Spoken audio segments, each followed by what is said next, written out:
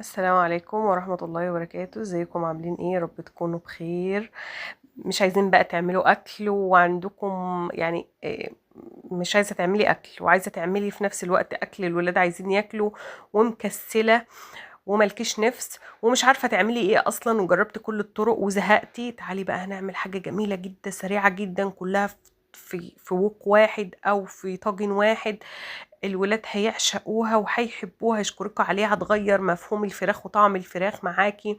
تنفع باللحمة، تنفع بأي أنواع طيور معاكي، بوراك، بصدور، أي حاجة.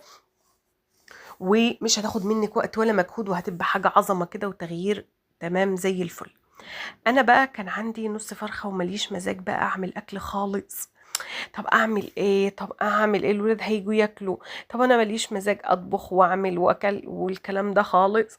ف يلا تعالوا بقى نشوف هنعمل ايه ونختصر الوقت بايه. وبرضه الولاد زهقوا من الفراخ في البطاطس، والفراخ مشوية، والفراخ متبلة، والفراخ في شوربة. طب اعمل ايه؟ طب شاورما، طب ايه يا ربي؟ المهم جات لي الفكرة بقى. الطاجن ده بعمله لما بنبقى ملينا بقى، يعني ملينا من جميع الانواع كده، والدنيا ملينا وانا ماليش نفسي اعمل اكل ولا ادخل المطبخ اصلا.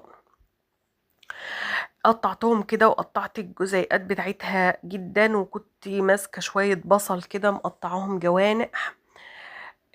مسكتهم، فضلت ادعك بيهم بكيس كده او بجوانتي لحد ما نزلوا كل الميه اللي فيهم. حطيت عليهم ملح وفلفل وبهارات وبابريكا وبهارات فراخ، معلقه كبيره محترمه كده، وشويه ملح، وطماطمايه متقطعه زي السلطه كده،